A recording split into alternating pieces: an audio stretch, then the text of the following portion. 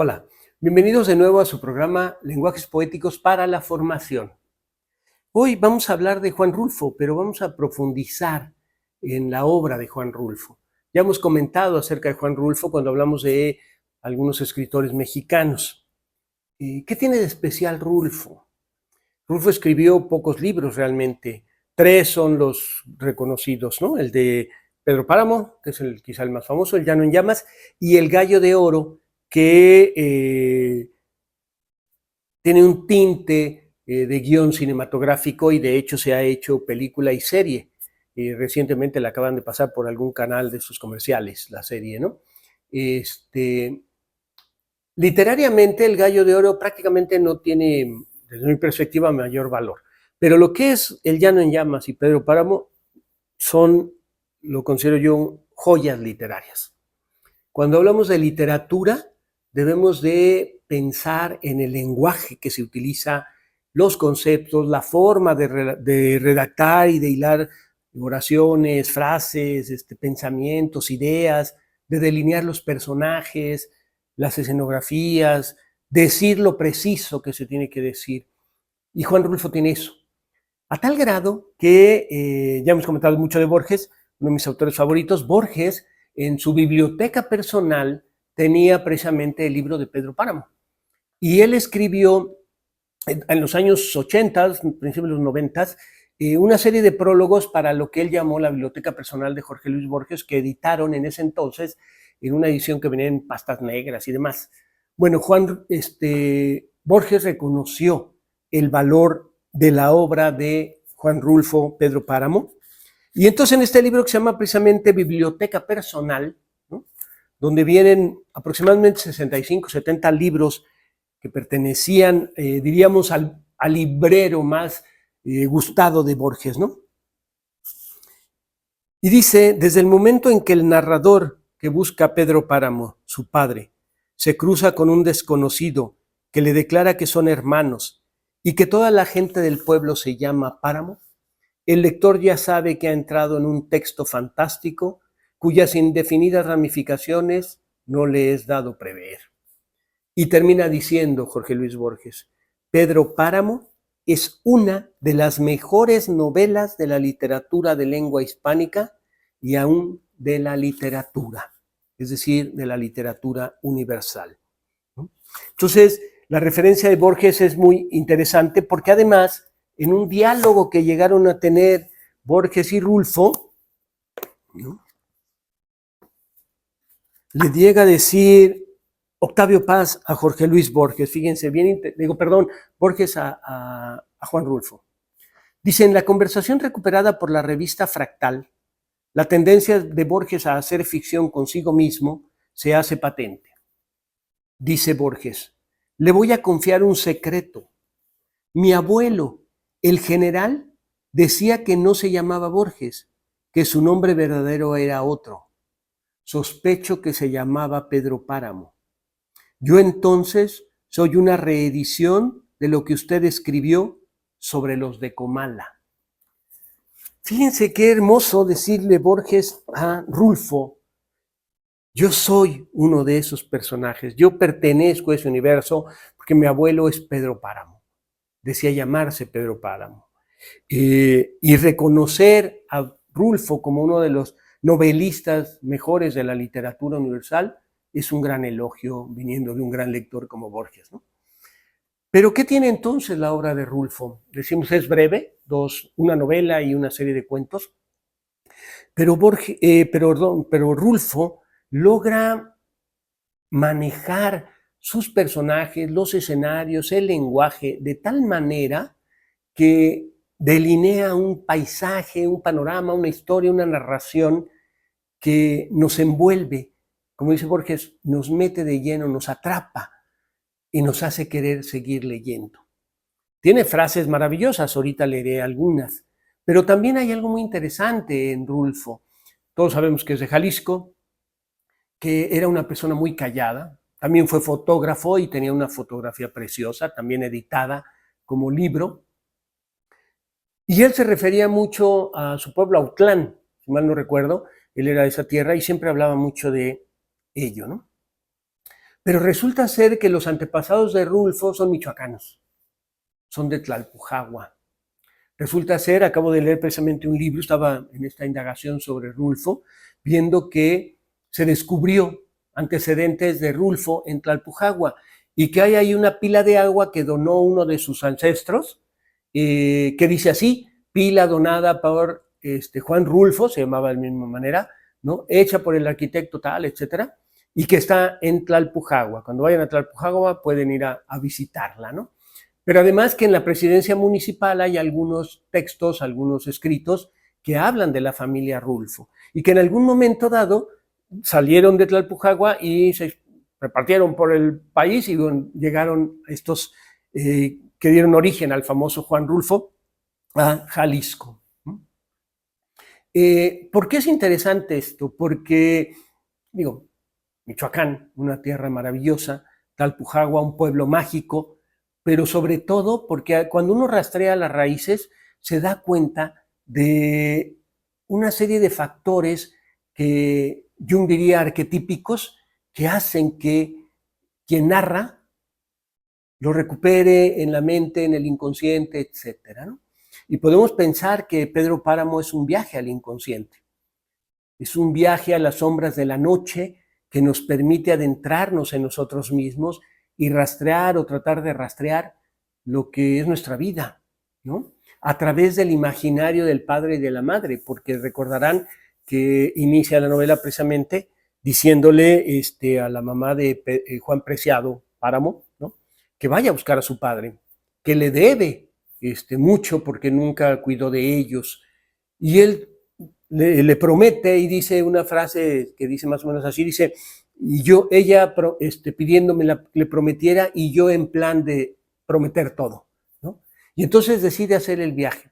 Pero en el viaje va descubriendo precisamente parte de su pasado, pero también parte de su interior y establece diálogos con los muertos. En la literatura mexicana existe mucho esta visión de los muertos y la noche. Muchos poetas de los contemporáneos, se les llama los contemporáneos, escribieron nocturnos, nocturno de quien ama mucho, nocturno de la noche, nocturno de una serie de nocturnos. Elías Nandino, Villaurrutia, Cuesta, etcétera, escribieron nocturnos. Entonces, lo nocturno asociado precisamente al inconsciente, a la sombra, a lo misterioso, es parte de lo que la novela de Rulfo nos va proponiendo, ¿no? Y entonces, en ese viajar, caminar por la vida, se encuentra uno con las ánimas. Y ánima, en tanto alma, también recordemos, y aquí Jung nos va a ayudar mucho, es precisamente la parte interior del hombre, esa parte que tiene que ver con su espiritualidad, con su sí mismo, con su parte profunda. Fíjense lo que le dice uno de los personajes a Juan. Le dice, si usted viera el gentío de ánimas que andan sueltas por la calle, en cuanto oscurece, comienzan a salir, y a nadie le gusta verlas. Son tantas y nosotros tan poquitos que ya ni la lucha le hacemos para rezar, para que salgan de sus penas. No ajustaría nuestras oraciones para todos. Si acaso les tocaría un pedazo del Padre Nuestro, y eso no les puede servir de nada. Luego están nuestros pecados de por medio. Ninguno de los que todavía vivimos está en gracia de Dios. Fíjense, las ánimas paseando, pero no se les reza porque son tantas que no alcanzarían los rezos, dice, ¿no? Más adelante dice, cuando se arrepiente ya de haber llegado a ese lugar, porque le empieza a dar miedo, porque empieza a sentir inseguridad, porque empieza a notar un ambiente extraño, dice Juan Preciado, dice, quise retroceder porque pensé que regresando podría encontrar el calor que acababa de dejar, pero me di cuenta a poco andar que el frío salía de mí, de mi propia sangre. Entonces reconocí que estaba asustado. ¿En qué momento los mexicanos sentimos miedo ante la muerte? ¿En qué situaciones, en qué circunstancias? Mi madre nos decía hay que temerle más a los vivos, porque esos sí son de peligro. Los muertos vienen y nos hablan porque algo quieren, algo dejaron de hacer, algo necesitan. Entonces vienen a pedirte ayuda. Entonces no hay que temer a los muertos, decía mi madre. En Pedro Páramo nosotros encontramos como esa situación. En el trayecto, en la llegada, en el ir a la media luna, al rancho, a la casa de Pedro Páramo, etcétera, las ánimas están ahí. Y hay momentos en que no sabemos si quien cuenta algo es un ánima o es alguien vivo. Y de repente ya estamos envueltos. Y eso es muy interesante en términos de la cultura mexicana, porque ya alguna vez hemos hablado del barroco. Esta idea del sueño, de la muerte, de la noche, del día, de la vigilia, como entremezclados, está precisamente en Pedro Páramo. Entonces, es una historia maravillosa. Yo les aconsejo mucho que la lean, que no se la pierdan. Hay múltiples ediciones además, muy económicas todas, ¿no? Algunas expresiones como esta, fíjense. El cielo está tan alto y mis ojos tan sin mirada que vivía contenta con saber dónde quedaba la tierra. Además, le perdí todo mi interés desde que el padre Rentería me aseguró que jamás conocería la gloria, que ni siquiera de lejos la vería. Fue cosa de mis pecados, pero él no debía habérmelo dicho. Ya de por sí la vida se lleva con trabajos. Lo único que le hace a uno mover los pies es la esperanza de que al morir la lleven a una de un lugar a otro. Pero cuando a uno le cierran una puerta y la que queda abierta es nomás la del infierno, más vale no haber nacido. Esta idea de arrepentirse de los pecados y poder ingresar al cielo. Pero si el Padre te cierra la puerta, el sacerdote te cierra la puerta, solo queda el infierno. Pero el infierno también es la vida. El infierno también está en este mundo que habitamos, en ese espacio del páramo. Y por eso el apellido Páramo también llama la atención, porque un páramo es un paisaje que no es casi fértil, que tiene muchas piedras, que casi no llueve, que es desértico, solitario, feo diríamos incluso. Entonces él se llama Pedro Páramo. Y si vemos la historia, lo que encontramos es precisamente que habita un espacio de páramo donde ya la tierra no da, donde ya no se cosecha, donde todo el mundo se fue yendo porque la tierra es infértil, porque está muerta. Desde ese espacio de la tierra muerta, ese espacio de la tierra muerta solo puede ser habitado por ánimas, ¿no? Entonces, fíjense todos los simbolismos en las metáforas. La palabra símbolo quiere decir aquello que une. Cuando pensamos en símbolos, estamos trasladándonos a otra forma de mirar el mundo, a una forma que nos abre posibilidades. Por aquí anoté unas ideas en relación a ello que me parecen importantes. El símbolo es fundamento de todo en cuanto es. Es instrumento de creación y del retorno, atemporal, supraconceptual. El símbolo se ancla en el olvido, que, como decía Borges, es otra forma de la memoria. Entonces, fíjense, lo simbólico en Pedro Páramo abre todas esas posibilidades de no querer conceptualizar. Sobre Rulfo se ha escrito muchos análisis, por qué dejó de escribir, en fin, análisis de eruditos, de científicos, etcétera, que intentan explicarlo. Yo diría que Rulfo, al igual que lo mejor de la literatura, no es explicable, es disfrutable, es para el gozo, para fluir con ello, y por eso su carácter simbólico. En todo caso, podemos comprender cosas, ¿no? La palabra contrapuesta a símbolo es diablo, porque el diablo es lo que desune, el diablo es lo que separa, y por eso asociamos el diablo al pecado, a lo malo, etcétera, porque viene y nos aleja de lo nuestro, de lo que amamos, etcétera, hace que nos peleemos con nuestros amigos, etcétera, porque el diablo tiene la tarea de desunir, diríamos, ¿no? Bueno, pues cuando entramos a un universo como el de Pedro Páramo, símbolo y diablo están en tensión. se están encontrando, discutiendo, enfrentándose, etcétera, ¿no? En este libro Voces de la Tierra, que es de estos trabajos sobre Rulfo, encontré unos pasajes que me parece es interesante citarlos porque están en esta perspectiva más de lo comprensivo y lo gozoso. Acaba diciendo Felipe Garrido, después de analizar y comentar varias cosas de Rulfo, dice: así se nos dice la recepción de Rulfo. Estas realidades del espíritu son comunes a todos los pueblos. Ese es el sentido arquetípico. Pero luego al final termina el párrafo diciendo: todos vivimos habitados por muertos. Todos vivimos habitados por muertos, que están en nuestra ánima, en nuestro inconsciente, que son arquetípicos, que están en nuestros recuerdos y en nuestra memoria. Y recordarán en la película Coco, ¿no?, esta precisamente idea de ese mundo de los muertos que solo desaparecen cuando los olvidamos. Y por eso los retratos, las fotografías, el hablar de ellos es mantenerlos vivos. Pedro Páramo sigue vivo porque sus hijos, todos sus hijos, pero en particular Juan Preciado, lo tienen presente, al igual que las mujeres que fueron suyas, ¿no? Pedro Páramo era un cacique, Pedro Páramo era una persona no grata para muchos, pero a final de cuentas daba trabajo, daba que comer, mantenía de una u otra manera vivo al pueblo, ¿no? Y sabemos muchas historias de caciques.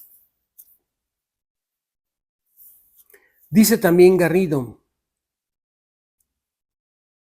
en relación a la época que le tocó vivir, ¿no?, la guerra cristera, la revolución, etcétera. Dice: la violencia, la culpa y la presencia constante de la muerte son en Rulfo componentes de la condición humana. Todos somos violentos, tenemos la muerte, odiamos, etcétera, porque está en la condición humana. Pero en ese sentido no hay bien y mal. Es un poco nietzscheanamente decir, está más allá del bien y del mal. El ser humano se mueve entre símbolo y diablo, entre noche y día, entre muerte y vida, entre violencia y paz. Pero todo eso es la complejidad humana. Y lo que Juan Rulfo logra precisamente es mostrarnos facetas muy profundas de esa complejidad humana, tanto en Pedro Páramo como en su otro libro famoso, El Llano en Llamas. Antes de pasar a leer algunos pasajes del Llano en Llamas, recordé ahorita que ya ha fallecido Rulfo, su viuda, ahí se me fue el nombre ahorita, Carmencita, Carlita, ahorita me acuerdo, publicó las cartas que Rulfo le dedicó. Y en esas cartas se muestra la parte sensible de un hombre enamorado. Juan Rulfo se enamoró de ella cuando ella era muy pequeña, muy chica, pero la esperó. Se le declaró, ella le dijo que no, la familia le dijo, no, pues está muy chica, espérate. Él se esperó y dijo, va a ser mi esposa, y se esperó hasta que ella se casó con él. Y la amó toda la vida a profundidad y lo podemos ver en las cartas. Cartas a Clarita, ya me acordé el nombre, Clarita era ella. Pueden buscar el libro, está precioso. Las cartas de Rulfo a Clarita son muy, muy bonitas. Bueno, vemos la otra faceta de Rulfo, porque parecía una persona osca. Cuando uno lo ve en las fotos, en las entrevistas y demás, parecía muy serio, muy callado. Pero cuando leemos sus cartas, nos damos cuenta de esa otra faceta, ¿no? Como todos, en las múltiples máscaras que tenemos, Juan Rulfo tenía esa faceta, ¿no? La ironía es otra de las características de la obra de Rulfo.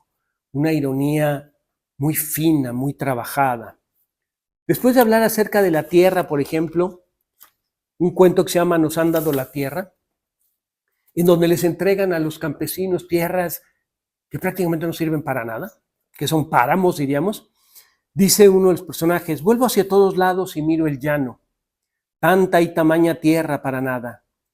Se le resbalan a uno los ojos al no encontrar cosa que los detenga. Solo unas cuantas lagartijas salen a asomar la cabeza por encima de sus agujeros. Y luego que sienten la tatema del sol, corren a esconderse en la sombrita de una piedra. Imagínense el calorón que hacía para que una lagartija decidiera mejor volverse a meter debajo de una piedra, ¿no? Y para ir cerrando, leeré otro fragmento de otro cuento de Rulfo, que se llama Lubina.